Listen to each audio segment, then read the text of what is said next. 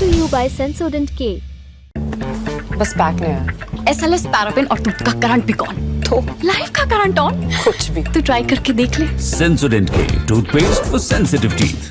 आज बड़ी खबर आई कलकत्ता के हाई कोर्ट से, जहां पर ममता बनर्जी सरकार की डेडलाइन को धता बताते हुए कोर्ट ने एक डॉक्टर के रेप और मर्डर के केस को सीबीआई के लिए ट्रांसफ़र कर दिया। इस दौरान बंगाल सरकार की बड़ी लापरवाहियां भी सामने आईं जब कोर्ट में सुनवाई हुई, और आज ही के रोज़ उस लड़की की पोस्टमार्टम रिपोर्ट भी आई। क्या पता चला इसमें, इस पर विस्तार से बात करेंगे। एक सख्त टिप्पणी हाई कोर्ट से इतर सुप्रीम कोर्ट से आई महाराष्ट्र सरकार के ऊपर, जहां पर सरकार लगातार कोर्ट से भी और जिसकी फरियाद थी उससे भी झूठ बोल रही थी या बरगला रही थी, और कोर्ट की टिप्पणी इतनी सख्त कि उन्होंने एक स्कीम के बंद करने की धमकी भी दे दी। इनसे इतर बात इस पर भी होगी कि दिल्ली में झंडा कौन फहराएगा। एलजी वर्सेस अरविंद केजरीवाल की लड़ाई वाया छत्रसाल स्टेडियम अब किस पड़ाव पर पहुंची है।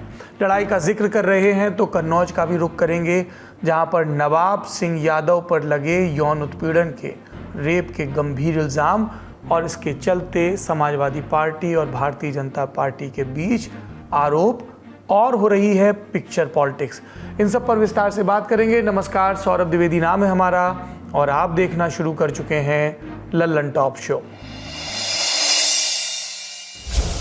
कलकत्ता हाईकोर्ट ने 13 अगस्त को कोलकाता रेप और मर्डर केस सीबीआई के हवाले कर दिया। एक दिन पहले ही पश्चिम बंगाल की मुख्यमंत्री ममता बनर्जी ने कहा था कि अगर 18 अगस्त तक कोलकाता पुलिस केस नहीं सुलझा पाई तो जांच सेंट्रल एजेंसी को दे दी जाएगी, लेकिन हाईकोर्ट ने इस मामले की संवेदनशीलता देखते हुए तुरंत केंद्रीय एजेंसी को काम पर लगाया।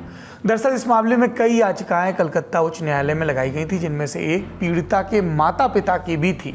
इन्हीं पर सुनवाई करते हुए हाईकोर्ट के चीफ जस्टिस टी.एस. शिवगणनम और जस्टिस हिरण्यमय भट्टाचार्य की बेंच ने राज्य पुलिस को फटकार लगाई। साथ में राज्य सरकार के रवैये पर भी 3 अहम टिप्पणियां की। पहली, पुलिस ने आरजीकर मेडिकल कॉलेज के तत्कालीन प्रिंसिपल डॉक्टर संदीप घोष से अब तक पूछताछ क्यों नहीं की, जबकि साफ है जांच में भी बहुत सारे लिंक्स मिसिंग हैं। दूसरी, जब डॉक्टर संदीप घोष ने नैतिक जिम्मेदारी लेते हुए पद से इस्तीफा दे दिया था तो सरकार ने उन्हें तुरंत दूसरे मेडिकल कॉलेज में वैसे ही पद पर क्यों नियुक्त कर दिया। और तीसरा, सरकार को चाहिए कि वो संदीप घोष को लंबी छुट्टी पर भेजे। उन्हें डॉक्टर की मौत से कोई खास फर्क नहीं पड़ा है, उन्हें अब कहीं काम करने की ज़रूरत नहीं है। कोर्ट ने डॉक्टर संदीप घोष की जिस दूसरी नियुक्ति का जिक्र किया उसके बारे में भी जान लीजिए। संदीप घोष ने मेडिकल कॉलेज वाली घटना के बाद 12 अगस्त को नैतिकता का हवाला देते हुए पद से इस्तीफा दिया था, लेकिन इसके तुरंत बाद पश्चिम बंगाल के स्वास्थ्य विभाग ने उन्हें कलकत्ता मेडिकल कॉलेज यानी KMC के प्रिंसिपल के तौर पर अपॉइंट कर दिया। अभी तक यहाँ अजय कुमार रॉय प्रिंसिपल थे, उन्हें स्वास्थ्य विभाग में अटैच कर दिया गया और तब प्रिंसिपल की ये पोजीशन खाली हुई, जाहिर तौर पर संदीप घोष को एकोमोडेट करने के लिए, और इसी पर हाईकोर्ट ने नाराजगी जताई। इसके अलावा भी अदालत में कई दलीलें रखी गई, जिनमें से कुछ के आपको बारे में बताता हूँ। पहला, मृतक डॉक्टर के पेरेंट्स की तरफ से वकील विकास रंजन भट्टाचार्य पेश हुए। उन्होंने कहा, हमें पहले बताया गया कि पीड़िता बीमार थी, फिर कहा गया कि उसने सुसाइड कर लिया, फिर पेरेंट्स को हॉस्पिटल बुलाया गया, 3 घंटे तक बिठाकर रखा गया और पुलिस ने भी मामला सेटल करने के लिए कहा। वकील की ये दलील सुनकर चीफ जस्टिस शिवगणनम बोले, अगर ये सब सच है तो साफ है कि बड़ी चूक हुई है। जिनकी बेटी की मौत हुई आप उन्हें इंतजार नहीं करा सकते। इस पर विकास रंजन बोले, ये रिकॉर्ड में है माय लॉर्ड, पुलिस ने तो सुसाइड का ही केस दर्ज किया था। इस पर राज्य सरकार ने सफाई दी अपने वकील के जरिए कि ऐसे सभी मामले अननेचुरल डेथ में ही दर्ज किए जाते हैं। हालांकि राज्य सरकार के वकील ये स्पष्ट नहीं कर पाए कि अगर ये मर्डर का मामला है तो उसको सिर्फ इतनी दलील पर कि अननेचुरल डेथ और उसके आगे के एक्शन पर कैसे जस्टिफाई करेंगे वो सरकार को। बहरहाल कोर्ट ने कहा, पीड़िता सिस्टम का हिस्सा थी, कुछ तो संवेदना दिखाइए। उसने अपनी जिंदगी सिस्टम के लिए काम करते हुए बिता दी। आप एक मृतक के साथ इस तरह का व्यवहार नहीं कर सकते। इसके कुछ देर बाद कोर्ट में संदीप घोष का जिक्र हुआ। कोर्ट ने कहा, प्रिंसिपल काम नहीं करेंगे, राज्य सरकार उन्हें लंबी छुट्टी पर भेजे, नहीं तो फिर हम ऑर्डर देंगे। और पूछा भी कि प्रिंसिपल ने बयान दिया, राज्य सरकार ने कहा नहीं, लेकिन हम बयान लेंगे। इस पर कोर्ट ने गुस्से में कहा, यह कैसी बात है, उनका बयान तो सबसे पहले लेना चाहिए था, वो कानून से ऊपर है क्या? आप उन्हें बचा रहे हैं क्या? जांच में चूक हुई है, सच सामने लाना होगा। दूसरी तरफ कोर्ट से बाहर भी गतिविधियां चल रही थी। राष्ट्रीय मानवाधिकार आयोग ने स्वतः संज्ञान लेते हुए पश्चिम बंगाल पुलिस और राज्य के चीफ सेक्रेटरी को नोटिस जारी किया। दोनों से 2-2 हफ्ते में रिपोर्ट मांगी। रेजिडेंट डॉक्टर्स ने 12 अगस्त से ही संज्ञान ले रखा है इस मामले का। आप जानते हैं कि देश भर में 3 लाख से ज़्यादा डॉक्टर्स हड़ताल पर हैं और तमाम अस्पतालों में ओपीडी समेत कई सेवाएं बंद हैं। इसमें इमरजेंसी सेवाएं शामिल नहीं हैं। 13 तारीख को भी ये प्रोटेस्ट जोर शोर से जारी रहा और एक नारा अलग अलग स्थानों पर गूंजता रहा, नाइट इज़ अवर्स, यानी रात हमारी है। ये बात इसलिए क्योंकि रात के समय डॉक्टर के साथ ये घटना हुई। घटना के बारे में एक बार फिर से संक्षेप में बता देते हैं। कोलकाता के आरजी कर मेडिकल कॉलेज में 8 अगस्त की रात 31 साल की ट्रेनी डॉक्टर का शव अर्धनग्न हालत में मिला। रेप और फिर हत्या का आरोप है। पीड़िता चेस्ट मेडिसिन डिपार्टमेंट में पीजी सेकेंड ईयर की स्टूडेंट थी और उनकी नाइट शिफ्ट चल रही थी। घटना के विरोध में 12 तारीख से देश भर के लाखों डॉक्टर्स हड़ताल पर हैं, जैसा भी जिक्र किया। एक और डेवलपमेंट है आज का 13 अगस्त का। पीड़िता की पोस्टमार्टम रिपोर्ट सामने आ गई है। इंडिया टुडे के मुताबिक इस रिपोर्ट में लिखा है, दोनों आंखों, मुंह और प्राइवेट पार्ट से खून निकला था। चेहरे, नाखून, बाएं पैर, टखने, पेट, दाहिने हाथ की एक उंगली, होंठ और गर्दन पर भी चोट के निशान थे। हत्या से पहले यौन उत्पीड़न के संकेत मिले हैं। मौत का वक्त 9 अगस्त की सुबह 3 से 5 बजे के बीच का हो सकता है। आशंका जताई जा रही है कि हाथापाई के दौरान पीड़िता की नाक और मुंह को दबाया गया और वो चिल्ला नहीं पाई। उनके सिर को भी किसी दीवार या फर्श पर मारा गया। इस पूरे केस पर देश में डॉक्टरों, खासकर महिला डॉक्टरों की सुरक्षा पर हमने पिछले लंदन टॉप शो में भी आपसे विस्तार से बात की थी। अब रुक करते हैं अदालतों से ही आ रहे कुछ और मामलों के अपडेट्स का। सबसे पहले बात रेसलर विनेश फोगाट के केस पर। पेरिस ओलंपिक से डिस्क्वालीफाई होने के बाद क्या अदालत की दखल से उन्हें सिल्वर मेडल मिलेगा? ये सवाल सबके मन में है। मामला court of arbitration for sports यानी CAS के सामने पहुंचा था और जवाब के लिए दिन तय हुआ था 13 अगस्त का। अपील में विनेश ने पेरिस ओलंपिक्स में क्यूबा की रेसलर के साथ संयुक्त रूप से सिल्वर मेडल दिए जाने की मांग की थी। उनका पक्ष रखने के लिए वीडियो कॉन्फ्रेंसिंग के जरिए वरिष्ठ वकील और पूर्व सॉलिसिटर जनरल हरीश साल्वे और विदुषपत सिंघानिया भी प्रस्तुत हुए। विदुषपत सिंघानिया ने प्रेस को बताया कि विनेश का ये केस कैसे आगे बढ़ा। विनेश जी के लॉयर जो 4 फ्रेंच लॉयर्स हैं, उन्होंने अपनी याचिका फाइल करी थी कैस में। हम लोग इंडियन ओलंपिक एसोसिएशन को रिप्रेजेंट कर रहे हैं, हम लोग उनके सपोर्ट में हैं, तो हम लोग उनके सपोर्ट में एमिकस ब्रीफ में गए हैं कैस में। सर ये आर्बिट्रेशन प्रोसीडिंग्स है, इसमें प्रोसिक्यूटर नहीं होता है, इसमें सारी पार्टीज होती हैं। विनेश जी एप्लीकेंट है, UWW और इंटरनेशनल ओलंपिक कमेटी रिस्पोंडेंट है और Indian Olympic association interested party थी। तो ये चार पार्टी थी। ये शो रिकॉर्ड होने तक इस केस पर फैसला नहीं आया था। जैसे ही फैसला आएगा लंदन टॉप के दूसरे वीडियोस में आपको विस्तार से बताया जाएगा। लेकिन CAS का जिक्र बार बार हो रहा है तो इसके बारे में जान लीजिए। ये दुनिया भर में स्पोर्ट्स के लिए बनाई गई एक स्वतंत्र संस्था है। काम है खेल से जुड़े विवादों का निपटारा। ये खेल अदालत 1984 में बनी थी। हेडक्वार्टर लॉजेन स्विट्जरलैंड में है। इसकी अलग अलग बेंच न्यूयॉर्क और सिडनी में भी बैठती हैं। पेरिस ओलंपिक्स के लिए वहाँ पर एक अस्थायी अदालत बनाई गई थी। हर ओलंपिक्स में उसी वेन्यू पर इस तरह की अस्थायी अदालत की व्यवस्था की जाती है। अब जब विनेश फोगाट ने अपनी ओर से प्रयास कर लिया है तो उन्होंने भी दूसरे खिलाड़ियों की तरह पेरिस ओलंपिक विलेज छोड़ दिया है। वो अब भारत लौटने की तैयारी कर रहे हैं। आप जानते हैं कि विनेश पेरिस ओलंपिक्स में 50 किलोग्राम कैटेगरी में कुश्ती के फाइनल तक पहुँच गई थी, लेकिन फाइनल बाउट की सुबह ही उनका वजन 50 किलो से 100 ग्राम ज़्यादा पाया गया था, जिसकी वजह से उन्हें डिस्क्वालीफाई कर दिया गया। विदेश से अब देश की अदालत का रुख करते हैं। सुप्रीम कोर्ट में 13 अगस्त को पतंजलि भ्रामक विज्ञापन मामला लिस्टेड था। सुनवाई हुई और पतंजलि आयुर्वेद को और इसके को-फाउंडर रामदेव को और मैनेजिंग डायरेक्टर बालकृष्ण को बड़ी राहत मिली। कोर्ट ने उनके खिलाफ अवमानना का केस बंद कर दिया, माफी स्वीकार कर ली और आगे के लिए चेतावनी दी। कहा, आगे से ऊपर के कोर्ट के आदेश का अगर उल्लंघन किया गया, कुछ भी ऐसा जो पहले किया था, तो कड़ी सजा दी जाएगी। सुप्रीम कोर्ट में जस्टिस हिमा कोहली और जस्टिस एहसानुद्दीन अमानुल्लाह की बेंच ने 13 अगस्त को यह फैसला सुनाया। वैसे ये फैसला 14 मई को ही सुरक्षित कर लिया गया था, लेकिन इसके कुछ समय बाद ही कोर्ट करीब 1 महीने की छुट्टी पर चली गई थी, लिहाजा फैसला तब नहीं सुनाया जा सका और अब सामने आया। 3 पॉइंट में ये पूरा केस रिवाइंड कर देते हैं। इंडियन मेडिकल एसोसिएशन यानी IMA की याचिका पर 17 अगस्त 2022 को एक केस शुरू हुआ। केस पतंजलि के विज्ञापनों के खिलाफ था, जिसमें उसने एलोपैथी पर विवादित टिप्पणी की थी और कुछ बीमारियों को आयुर्वेद की मदद से जड़ से मिटाने का दावा किया था। सुप्रीम कोर्ट की फटकार के बाद पतंजलि ने नवंबर 2023 में आश्वासन दिया था कि अब वो ऐसे विज्ञापनों से दूर रहेगा, लेकिन इसके बाद फिर वैसा ही एक विज्ञापन छपा। फरवरी 2024 में सुप्रीम कोर्ट ने कंपनी और इसकी MD को अवमानना का नोटिस भेजा। फिर मार्च 2024 में आचार्य बालकृष्ण और बाबा रामदेव की पेशी हुई। सुनवाइयों का दौर चला। पतंजलि ने माफीनामा छपवाया। अदालत ने पहला माफीनामा अस्वीकार किया। अखबारों में एक और माफीनामा छपवाया गया और अब इसी केस में कोर्ट का फाइनल फैसला आया है। कोर्ट के बारे में, इस फैसले के बारे में और इस केस के बारे में और अगर आपकी दिलचस्पी हो तो ललन टॉप शो जो पूरा इस पर डेडिकेटेड था उसका लिंक आपको डिस्क्रिप्शन में मिल जाएगा। अगला अपडेट भी सुप्रीम कोर्ट से केस के बारे में बताएंगे, लेकिन पहले कोर्ट की कही एक बात सुनिए।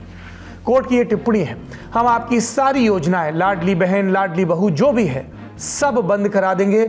उस ज़मीन पर आपने जो भी इमारत बनाई है वो भी गिरवा देंगे, फिर भले उसे इमारत को देश हित के काम के लिए इस्तेमाल में लाया जाता हो, लोक हित होता हो या जो भी होता हो। क्यों इतनी सख्त टिप्पणी सुप्रीम कोर्ट की? ये मामला क्या है? महाराष्ट्र में 1963 में तत्कालीन सरकार ने एक निजी जमीन का अधिग्रहण किया था। इसके मुआवजे का केस 6 दशक तक चला। महाराष्ट्र सरकार ने मुआवजा देने की बात स्वीकार की, लेकिन जमीन का दाम 1963 के रेट पर तय किया। जो जमीन आज की तारीख में करीब 30 करोड़ की, उसका मुआवजा 16 लाख रुपए ऑफर किया गया। इसी बात पर सुप्रीम कोर्ट में जस्टिस BR गवई महाराष्ट्र सरकार पर जमकर भड़के। ये भी कहा कि हमने आज सुबह ही अखबार में पढ़ा कि मुफ्त की योजनाओं पर सरकार कितना पैसा लगा रही है, लेकिन मुआवजा देने में ये हाल है। इस केस में एक कैच और था। मुंबई हाई कोर्ट ने 2004 में सरकार से कहा था कि याचिकाकर्ता को, यानी जिसकी ज़मीन थी, उसे एक दूसरी ज़मीन सरकार उपलब्ध कराए। सरकार ने ज़मीन दे दी, पर बाद में पता चला कि जो ज़मीन दी है वो फॉरेस्ट लैंड के तौर पर नोटिफाइड है, यानी याचिकाकर्ता उसका इस्तेमाल नहीं कर सकता। इसके बाद मामला बढ़ते बढ़ते सुप्रीम कोर्ट में पहुंचा और अब कोर्ट ने सख्त शब्दों में फैसला सुनाया। मुआवजा वो भी आज की दर पर। ये थी आज की बड़ी खबरें। अब सुर्खियों का रुख। दिल्ली में स्वतंत्रता दिवस पर छत्रसाल स्टेडियम में हर साल झंडा फहराया जाता है। इस साल भी ऐसा होना है, लेकिन ये काम करते हैं दिल्ली के मुख्यमंत्री। पर इस साल मुख्यमंत्री अरविंद केजरीवाल जेल में है। ऐसे में छत्रसाल स्टेडियम में झंडा कौन फहराएगा? इसे लेकर 13 अगस्त को पूरे दिन संशय रहा। हुआ दरअसल ये कि कुछ दिन पहले केजरीवाल ने अपनी जगह आतिशी को झंडा फहराने के लिए एक तरह से नॉमिनेट किया। आतिशी केजरीवाल सरकार में मंत्री हैं। उनकी इच्छानुसार जनरल एडमिनिस्ट्रेशन डिपार्टमेंट यानी GAD के मंत्री गोपाल राय ने 12 अगस्त को यह आदेश आगे बढ़ा दिया। लेकिन जब मामला मंत्रालय में ऊपर पहुंचा तो GAD के अतिरिक्त मुख्य सचिव नवीन कुमार चौधरी ने इसे अमल में लाने में असमर्थता जताई। 13 अगस्त को GAD ने कहा, नियमानुसार केजरीवाल जब तक जेल में है तो वहां से बतौर मुख्यमंत्री कोई आदेश पारित नहीं कर सकते, इसलिए उनका यह आदेश निष्प्रभावी होगा, यानी आतिशी झंडारोहण नहीं कर सकती। इस पर आतिशी की प्रतिक्रिया आई। कहा, LG खुद झंडा फहराना चाहते हैं और उन्हीं के इशारे पर यह सब हो रहा है। एक चुनी हुई सरकार के झंडा फहराने के अधिकार को छीना जा रहा है। आज दिल्ली में ऐसा लग रहा है कि एक नए वायसरॉय आ गए हैं, एक नए वायसरॉय आ गए हैं जो कह रहे हैं झंडा वो फहराएंगे। मैं LG साहब से कहना चाहती हूँ कि 15 अगस्त को हमें यूनियन जैक नहीं फहराना है, और अगर चुनी हुई सरकार को झंडा नहीं फहराने दिए जाता तो इससे बड़ा तानाशाही का कोई प्रमाण नहीं हो सकता। फिर शाम तक खबर आई कि छत्रसाल स्टेडियम में दिल्ली के गृह मंत्री कैलाश गहलोत झंडारोहण करेंगे। उनके नाम की सिफारिश LG ने की और GAD से इसकी अनुमति मिल गई। दूसरी सुर्खी उत्तर प्रदेश के कन्नौज से जुड़ी है। पूर्व ब्लॉक प्रमुख और समाजवादी पार्टी से जुड़े रहे नवाब सिंह यादव पर एक नाबालिग से रेप की कोशिश का आरोप लगा है और नवाब पुलिस की गिरफ्त में है। बीजेपी का आरोप है कि गिरफ्तार नेता समाजवादी पार्टी से अभी भी जुड़ा है। सपा कह रही है उसे पहले ही पार्टी से निकाल चुके हैं। इन सब के बीच एक तस्वीर सोशल मीडिया पर वायरल हुई जिसमें कन्नौज के SP अमित कुमार आनंद नवाब सिंह को सम्मानित करते नजर आ रहे हैं। ये वही SP हैं जिन्होंने नवाब सिंह को अरेस्ट करने का आदेश दिया। एक तरफ सम्मान, दूसरी तरफ गिरफ्तारी करने का आदेश। चर्चा हुई तो SP अमित कुमार का जवाब आया। यहाँ जनपद कन्नौज में एक वरिष्ठ नागरिक समिति है, जो जनपद कन्नौज के जो वरिष्ठ नागरिक है उसमें दैनिक जागरण के जो पूर्व ब्यूरो चीफ थे उसको वो हेड करते हैं। इसमें जो यहाँ पे वरिष्ठ नागरिकों की समस्याएं होती है उनको कैसे सॉल्व किया जाए, उनको कैसे सपोर्ट किया जाए, उसके लिए वो समिति बनी हुई है।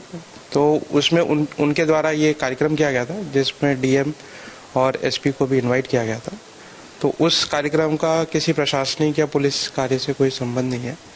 उसमें उनके द्वारा इनवाइटेड जो लोग थे उनके द्वारा जो सम्मानित किया गया तो उनकी तरफ से था। उसमें हम लोग DM SP को इनवाइट किया गया था। वो एक सोशल मीडिया में एक फ़ोटो जो पुरानी दिखाई जा रही है वो कुछ लोगों द्वारा भ्रम की स्थिति भी उत्पन्न करने की कोशिश करें, बट लेकिन जो पुलिस की कार्रवाई होती है तथ्यों और साक्ष्यों के आधार पर होती है। आदमी कोई भी हो, किसी भी पद पे हो, कि किसी भी कितना भी पैसा हो, कि कितनी भी धन-दौलत हो, बट अगर वो गलत काम कर रहा है, नियम का उल्लंघन कर रहा है तो उसके विरुद्ध वैधानिक कार्रवाई पूर्ण करी जाएगी। इस तस्वीर पर बात हो गई, तभी बीजेपी नेता और कन्नौज के पूर्व सांसद सुब्रत पाठक का ट्वीट भी सामने आया। लिखा, अयोध्या और कन्नौज में अंतर इतना है कि अयोध्या वाला मुसलमान है तो उसके लिए डीएनए जांच की मांग होती है और पार्टी से नहीं निकाला जाता। दूसरी ओर कन्नौज वालों को मुस्लिम जिला अध्यक्ष के द्वारा पार्टी में न होने की झूठी बात कही जाती है। सुब्रत के इन दावों के बाद एक और तस्वीर सोशल मीडिया पर आई और कहा गया कि नवाब सिंह और सुब्रत पाठक भी साथ में नजर आ रहे हैं। सवालों का पहिया पूर्व सांसद की तरफ मुड़ा तो उन्होंने सफाई में ये कहा, को नवाब सिंह के साथ अगर मेरी फोटो है तो नवाब सिंह कन्नौज का बड़े नेता रहे और समाजवादी पार्टी के साथ एक जनाधार वाले नेता भी रहे हैं और कहीं अगर मेरे साथ उनकी कोई फोटो आ गई होगी तो कोई बड़ी बात नहीं है। मैं भी कन्नौज के लोकल का हूं और कन्नौज के लोकल क्षेत्रों में जाता हूं, कहीं गमी में कहीं हो सकता है कहीं मिले होंगे तो कोई फोटो आई होगी, तो इसमें कोई नई बात नहीं है, मुलाकात होती रहती है।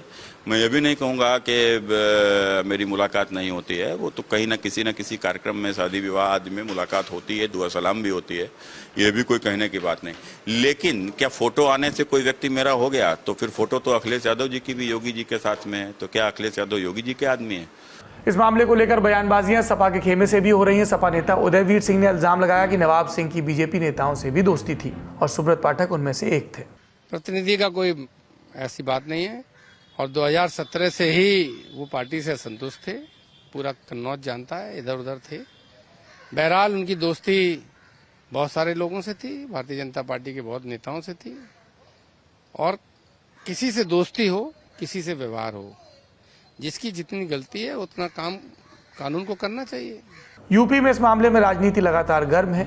अब अगली सुर्खी, यौन उत्पीड़न के मामले में आजीवन कारावास की सजा काट रहे आसाराम को राजस्थान हाईकोर्ट से राहत मिली है। अदालत ने इलाज के लिए आसाराम की 7 दिन की पैरोल मंजूर की है। वो पुलिस कस्टडी में इलाज के लिए महाराष्ट्र जाएगा। राजस्थान हाईकोर्ट के न्यायाधीश जस्टिस पुष्पेंद्र सिंह भाटी की खंडपीठ ने उसकी अंतरिम पैरोल को मंजूरी दी है। बलात्कार और यौन उत्पीड़न के तमाम मामलों में आसाराम सितंबर 2013 से जेल में है। आज का ललन टॉप शो यही समाप्त होता है। अपना और अपनों का ख्याल रखिए। शुभ रात्रि।